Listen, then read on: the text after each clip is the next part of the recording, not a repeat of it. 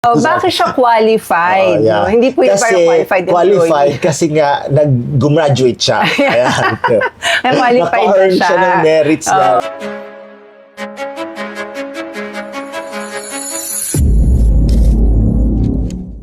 Hello po ulit mga kausapang L. It's me again, former Judge Jing Uyenko Nolasco, and welcome po to another informative episode, but enjoyable of course, Yes. hindi informative lang, enjoyable din, of Usapang L. At syempre pa, hindi po pwedeng mawala, no? Ang nag-iisang abogado ng bayan, paboritong law school professor at bar lecturer, yan. Nadagdagan na ang title niya. Oo nga, Si dami Atty. Jumrani. Yan. Okay. Pero hindi mo naman pinakilala sarili mo, Judge. Nagsabi ako sa Nagsabi ka umpisa. ba? Oo nga, nauna pa kaysa Oo doon nga, sa... sige. Paulitin natin, di ko kasi narinig eh. Okay, Siyempre, ano po, si Judge Jing po.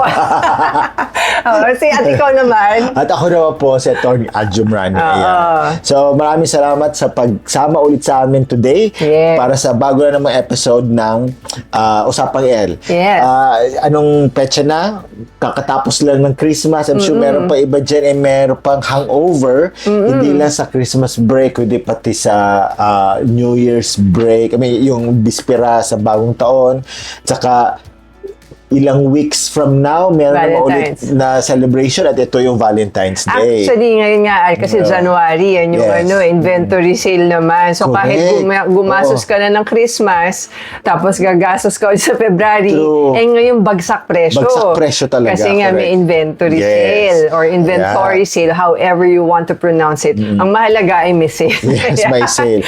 Kaya Okay. panahon na naman ng pamimili sa malls, Yes. no? Akala nyo, maluwag na ang mga malls, hindi pa. Marami pa rin pupunta sa malls para dito sa mga shopping at saka sa mga sales. No. Pero kasama rin dito, Judge, unfortunately, ay ang pagdami ng cases ng theft. Lalo na shoplifting at qualified theft by employees. As a matter of fact, merong balita sa isang araw na isang staff na isang malaking grocery na nahuli at na-arresto dahil nagnakaw siya ng, sorry to say this, pero condom and lubricant. Oh, ay, Yes. naano ko yan. Nabalitaan mo yan? Nabalitaan ko Oo. rin. Condom at Oo, lubricant. yeah, condom at lubricant. Nung pag-frisk, nung paglabas, kasi pinifrisk sila. Yes. So yun, so nahuli nga in his possession. Oh. So ang explanation niya, out of curiosity daw. Siguro advice niya sa mga gumagawa ng ganyan, medyo gawin yung graphical yung illustration dyan para alam niya, para dun pala to. Ayun. Yun yung sabi niya, out of curiosity daw. Pero ano to, employee nung Employee, okay. oo. So, dun siya babagsak. At yun ang pag-uusapan Yan, natin. oo. Mabuti na sabi mo yan, Atty. Al, Yes. kasi nga, yun yung topic po natin ngayon, mga kausapang L, yung mga, ito yung theft na tinatawag natin, or pagnanakaw, or mga kaganapang ganyan, sa mga retail establishments, kagaya nga ng mall, mga department stores, mga groceries, Convenience no? stores. Convenience stores, Yan, marami ganyan. yan. So, yung dalawa na yun ay yung una, shoplifting. At pangalawa nga, yung shoplifting po kasi, ito yung sa mga pag-customer ka or nagpapanggap ka na customer tapos may kinuha ka, hindi yung binayaran yun, papasok yun doon. Tapos yung isa naman, yung qualified theft. Yun naman ay yung pagka sa mga empleyado nung retail establishment na yun. Yeah. Pero before tayo, so that, hiwalayin natin yung discussion para mas maliwanag. Pumunta muna tayo dun sa shoplifting na tinatawag. Yes, Now, eto po mga kausapang L, ang peculiar sa shoplifting. Kasi pag hinanap nyo po yan sa Revised Penal Code, wala po yan do. Tama ba, Atty. Al? Tama kayo dyan, Judge. Wala pong precisely na offense of shoplifting sa Revised Penal Code. Correct. Pero legally, yung definition ng shoplifting at saka kung paano siya ginagawa ay pasok siya or it will fall under simple theft. Correct. Kasi ang definition ng theft sa Revised Penal Code ay taking of personal property belonging to another without consent with intent to gain. Ayun, exactly. Tama ka doon, Atty. Al. So, kahit isang customer po na nagtago ng items doon sa bag niya, no? Kaya kahit pa nga yung switching ng price tags, para lang yes, mapano mo, pinababa mo yung presyo. Kasi nga, nalugi rin ang Yes, company oo. doon sa ano na yun. O kaya, yun nga, lumabas ka na hindi nagbayad, theft pa rin yun. Correct. Now, naalala ko, share ko lang, Atty. Al, nung first level court judge pa ako sa Las Piñas, ang dami namin ganung kaso, yung mga shoplifting. Yes. So, iba-ibang items talaga. Tapos yung iba, Meron ba maalala na parang memorable na item na nakaw? Oo. Well, marami actually. Ang nakakatawa kasi meron iba kasi yung tinatawag na professional shoplifters. Kasi, syempre, pag pinresent yung evidence in court, lumalabas yung mga pantalon nila na specially made. Kasi yung mga pantalon nila ang lalim ng bulsa. Oh. Kasi doon pinapasok yung mga items. Correct. Tapos alala ko, meron kami isang ganong kaso na kasi ang lalim ng bulsa hanggang tuhod, di ba? Wow. So yung mga items na nakuha sa kanya, kala mo magtatayo ng grocery store eh. Oh my God. Oo, so ganun yung ano. So yun, memorable yun. Pangalawa is yun naman, kasi madidistinguish yung professional shoplifter at doon sa parang napilitan because of the circumstances. Yes. Dahil meron pong isang insidente dati, yung sa'yo kasi kanina curiosity. Ito naman, yung customer na nahuling nag-shoplift ng isang lata ng gatas sa supermarket. Nanay.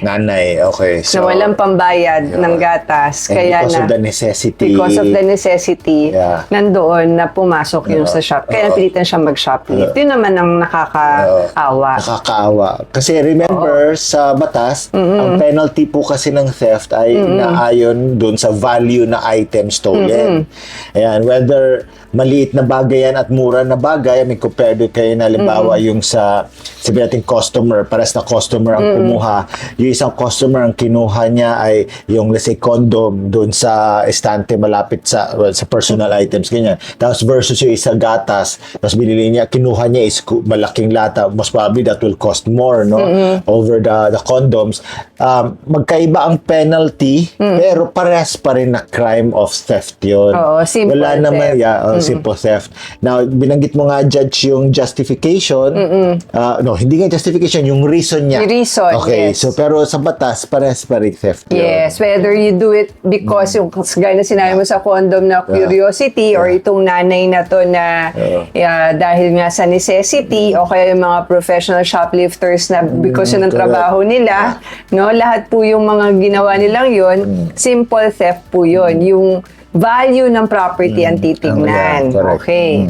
So, kaya po nga sa mga malls, at yun na nga, para rin, actually hindi lang sa malls kahit saan ng mga retail establishments, marami ng CCTV. Correct. Lalo na nga pagka yan, may Christmas, may mga okasyon katulad ng Christmas season, at yun nga, may inventory sale, tapos maraming customers, tapos Valentine's Day.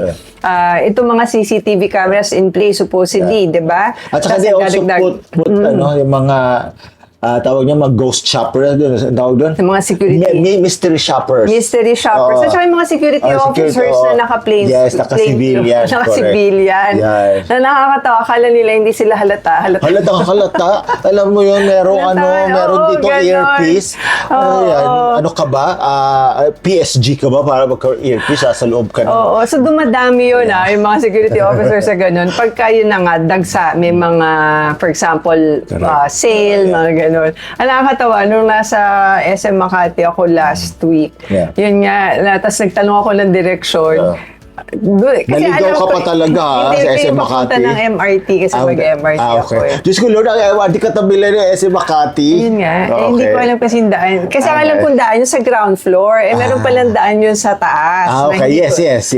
Tapos yung pinagtanungan ko, yung naka-plain clothes siya, yung parang confidential security officer. Tapos parang nagulat pa siya na siya yung tinanong ko. Parang niya pa yata, hindi niya alam. Parang gano'n. Gusto ko sabihin, alam mo, halata ka naman na security officer ka dito. Na nagulat siya kasi akala mo, customer siya. Kaya bakit ka magtatanong sa customer lang, di ba? Diyos ko naman, may earpiece kayo, di ba? Kaya nga. Anyway, so yun po, yung ganyan sa mga retail establishments, akala natin, hindi po ganun prevalent or hindi, kalagana pang shoplifting. Actually, napakarami po talaga ng mga cases ng shoplifting, lalo na nga po, yun nga, pag may okasyon, Pasko, ngayon may inventory sale, at yun nga, pag may Valentine's Day. Kaya sabi nyo nga, kanina, Judge, may mga security measures in place. Yes, may security measures in place. So, may alarms, may CCTV, may security checks, pero nakakalusot pa rin. Kasi nga, like, yung mga professionals, like, pag kunwari na buntis. Oo, yeah. Yung pagpasok ng fitting room, hindi buntis. Paglabas, 9 buntis months na. pregnant na. Correct. So, yun po yung shoplifting. Yeah. Ulitin po natin, wala man yan sa revised penal code, ay yun pa rin po ay pagnanakaw. So, yung mga naghihilig kasi, lalo na yung kuminsan yung mga kabataan, parang trip-trip lang, o kaya dare. Correct. O dare nga, kuhanin mo nga yun. O dare, kaya mo to, ganyan. yeah. Huwag nyo na pong subukan, hindi po yan, kumbaga mag-trip kayo ng ganun. Correct. Kasi po, krimen po yun. Kahit Correct. wala siya sa revised penal code, theft po yan. Correct. Okay. Huwag nyo gawing prank yan. Kasi Yes. ang punishment dyan, hindi naman prank. Yes, Tutuluyan correct. talaga kayo. Akala nyo multa lang, hindi, no? Yes. Hindi, okay. Yan, okay. So ngayon naman, pag-usapan naman natin ang qualified theft. Oo. Bakit siya qualified? Oh, yeah. No? Hindi po yung Kasi parang qualified qualified employee. kasi nga gumraduate siya. Ayan. Qualified na Naka-earn siya. siya ng merits na, Oo. mga credits pala. In a negative sense, Yeah. ganon. Kasi kung dito po, kanina, sabi nga natin, shoplifting is simple theft. Pagka meron ng ibang elements na nakakapagpagrabe, nakapagpalubha dun sa pagnanakaw na yon, katulad na lang ng may breach of trust, dun naman pumapasok yung qualified theft. So, ang common natin dyan, yun nga, yung mga empleyadong nagnakaw, kumukuha ng mga gamit na hindi kanila, na pagmamayari ng retail establishment, for example. Now, again, nung dati may kaso akong ganyan, nakasuhan yung salesman ng qualified theft dahil nagnakaw daw sila ng pabango. So, yun, nilabas. Tapos kasi, alam mo yung mga nagbibenta ng pabango, sabi na legit, kasi galing pala. Tapos, galing sa store. Ang pinaka-defense lang yata nila nun is that expired na raw kasi. Oh, okay. So, kumbaga parang supposedly for disposal. Oo. Kasi hindi na nila ibibenta per policy ng store. Okay. Itatapon naman daw, so benta na lang nila. The thing is, walang authority. Correct. So meron pa ring abuse of the trust and Correct. confidence Yeah. that was placed on them by the owners. Yun. So, examples ibang dyan, examples? Judge, ay Oo. mga cashiers or cashiers pocketing money, warehouse staff taking merchandise, or employees manipulating records para maitago ang stolen items. So, ano nga ba yung malaking pagkakaiba nitong qualified theft under sa revised penal code from shoplifting at yung mga other kinds of simple theft? So, pareho po sila actually na nakabase yung penalty nila doon sa halaga nung supposedly ninakaw na bagay.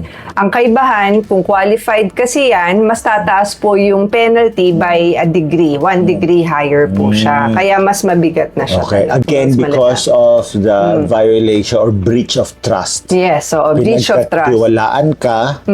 Unlike kasi pag simple theft, wala namang trust sa iyo eh. Yeah. It just happened that you took the property without consent. Oo. So kaya, ayun. So that's simple theft. Oo. Kaya, yun nga, mas mabigat ang consequences ng qualified theft.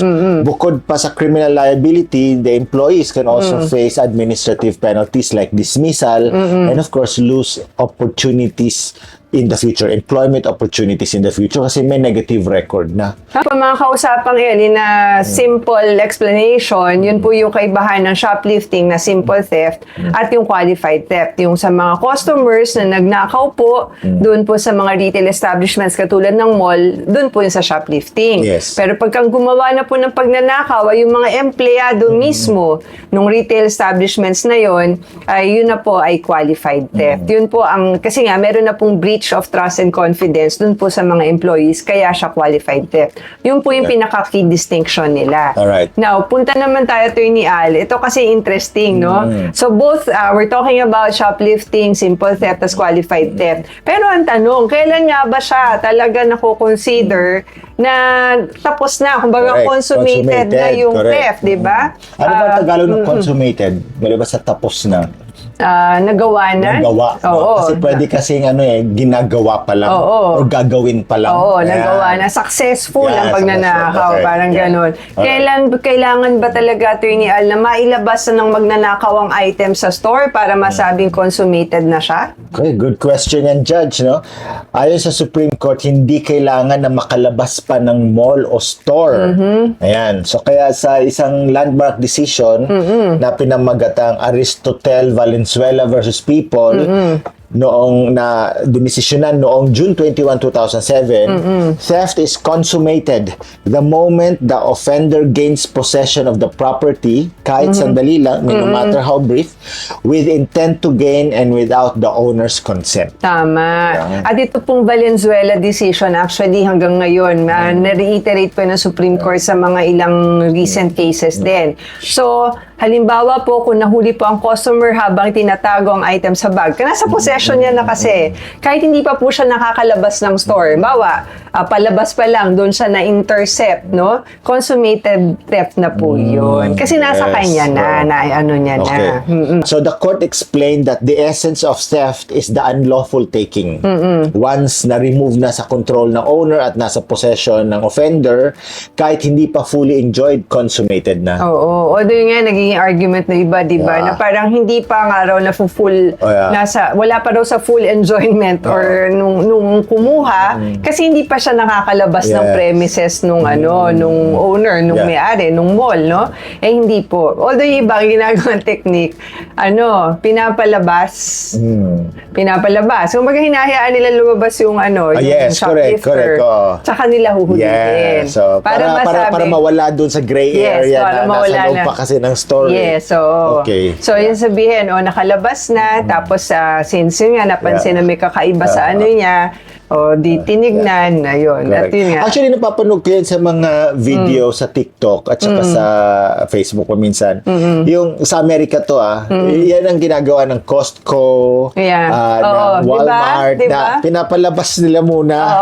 Tapos doon na may nag-abang labas nung sliding doors, intercept agad. So, yun. Pero actually nga, hindi kailangan yun. Dahil nga, for as long as nasa possession niya na, kahit di pa nakakalabas, yun na, consummated na siya. Basta may taking with intent to gain, tapos na ang krimen. That's right. Ngayon, Attorney Al, bilang abogado, ano ba mga practical steps na pwedeng gawin ng mga businesses? So, yung sa mga kausapang L natin, may mga negosyo, ano ba ang pwede nilang gawin, lalo na nga pag may special occasions, katulad ng Kapaskuhan, or pag may inventory sale, or upcoming Valentine's Day, o kaya kung anong pang mga payday sale na mga ganyan. Ano ba dapat? Palagay ko, importante yung internal controls. Okay? And then yung regular audits, hindi pwede yung ilang after mong yung huling inventory mo, tapos 2 months later, saka lang mag-inventory ulit, marirealize mo, hala, naubos na yung chocolate natin, lalo na yung, okay, how do you pronounce this, Judge? Ferrero Rocher? Or Rocher? Naku, tanungin natin si Barry, siya yung At saka si Donnie din, mahilig siya sa Ferrero Rocher. Rocher. O, pwede Rocher. Basta yung chocolate na gold. Yung chocolate na bilog, tapos nasa gold. heart. Hindi, bilog siya. Pero yung case niya kasi heart. Tama. So, halimbawa ganun, nauubusan ka na pala ng Ferrero Rocher, di mo na na-check na nanakaw na pala yun. Pero parang ganun, bakit kailangan meron ka internal controls? Like, kailangan ino-audit mo lagi yung mga madaling i-shoplift. Correct. At saka pangalawa, training of employees, not just to be vigilant but also ethical. Tama. Lalo na pagdating sa confront doon sa customer. Kailangan maayos din ang pag-confront kasi delikado din pagka na-overdo mo or worse, pagka wala kang basihan sa pag-akusa ng theft, you will be liable also for criminal and civil damages. Correct. At saka yung ethics din kasi Attorney Al, sa kanila rin mismo to prevent them from the employees from engaging in that. Ayan, Kasi mas malamang-lamang, mas malaki yun. Mas malaki yung law sa kanila. Oo, di ba? Yes, Judge. Kaya nga po, ito naman mga paalala natin, sa mga shoppers, tandaan po natin, hindi po yan prank. Shoplifting is not a prank. It's a crime. Respect po natin ang store policies, lalo na nga po sa mga pag may sale, Christmas sale, inventory sale, o kaya Valentine's Day sale, etc., payday sale. So, yun po yung reminder natin. Correct. Now, on the part of the employees naman, remember, trust is part of your job. Tama. Correct. Tandaan nyo, kaya kayo, may binigyan kayo ng opportunity. And this opportunity is grounded on trust. Correct. Yan. Kasi hindi naman lahat pinagkakatiwalaan at mapagkatiwalaan, ikaw binigyan ka ng tiwala. So do not break that or do not waste that trust na binigay sa inyo.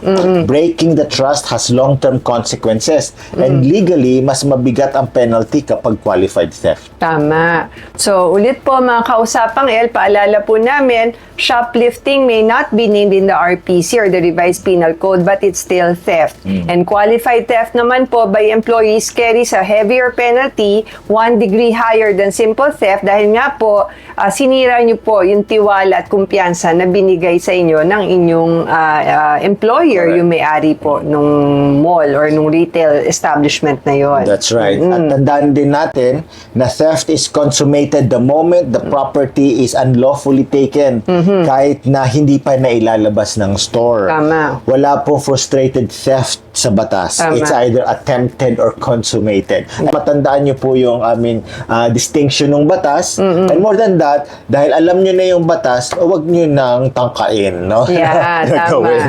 Pagtangkaan na I gawin. agree, Attorney Al. At yan na po muna tayo, mga kausapang El. Marami pa tayong pag-uusapan sa mga susunod na episodes natin. At maraming salamat po ulit sa pagsubaybay nyo. At syempre pa, sa patuloy nyo pong pagsubaybay dito sa Usapang L. Ako po muli si former Judge Jing Uyenko Nolasco. At ako naman po si Atty. Al Jumrani. Please don't forget to follow and share this episode. Hanggang sa susunod na usapan, dito lang yan, kung saan ang batas ay para sa lahat. Ito ang Usapang L.